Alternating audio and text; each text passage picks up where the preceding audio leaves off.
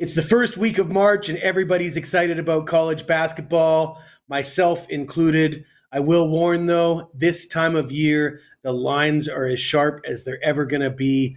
The bookmakers have had all season to fine tune those lines.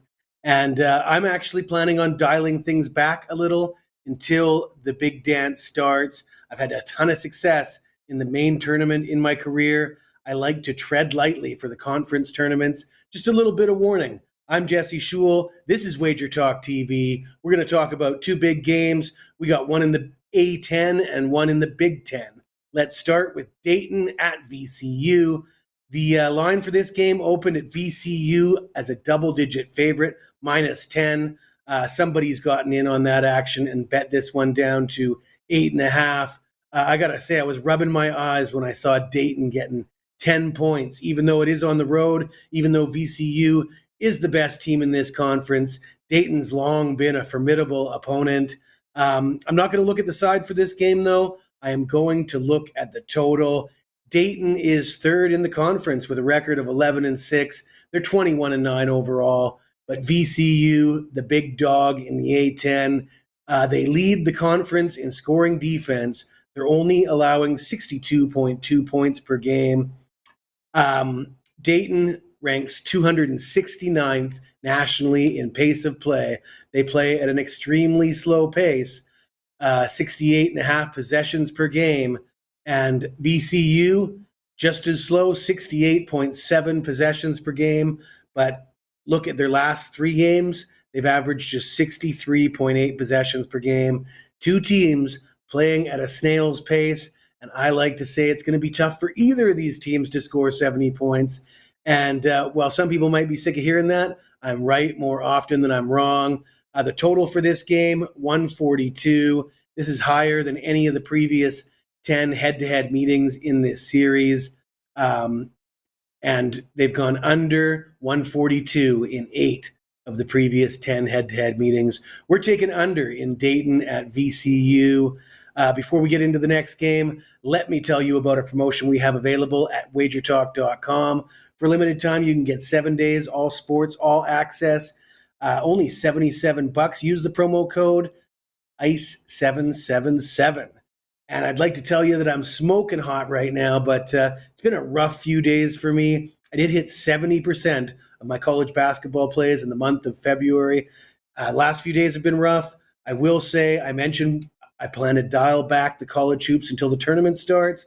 Last year in the conference tournament, I swept in the Sweet 16, the Elite 8, the Final 4, and the final. I closed the tournament on a perfect 9-0 run, so really looking forward to the start of the NCAA tournament. Now let's get into our second game in the Big Ten. We got Purdue at Illinois. Illinois is a 4-point favorite. The total sits at 159.5, and this is a tough game to handicap. Both these two teams have been extremely inconsistent. The only thing consistent about Illinois and Purdue this season is that they have not been consistent at all. Purdue coming off back-to-back home wins against UCLA and Rutgers, but they had been in a slump prior to that. They lost 4 straight games, and I had mentioned last week it's a real red flag to see good teams lose 4 straight games at this time of year. And sure enough, they had a players-only meeting after their 4th consecutive loss. They appear to have righted the ship. But this is going to be a tough spot on the road at Illinois. Once again, I'm going to look at the total. That number of 159.5, that's a pretty big number. And Purdue is one of the slowest teams in the country. They rank 298th nationally, averaging just 67.7 possessions per game. And much like the theme that I've talked about in recent weeks, their last 3 games, a lot slower, 64.3 possessions per game. It's that time of year that the games mean more. Each possession means more. Slow teams really slow down even more and play a really intense defense. That being said, this should be a pace war because Illinois, they play fast. They rank 16th nationally. They average 74.5 possessions per game. And they do say that home teams can dictate the pace. I'm not so sure about that. History tells us otherwise. The last time these two teams played, The final score was 77-71. Illinois getting the home win. The total for that game, 164. So they were expecting all these points, and they just didn't come. These two teams have only combined for 160 points twice in the last 10 head-to-head meetings.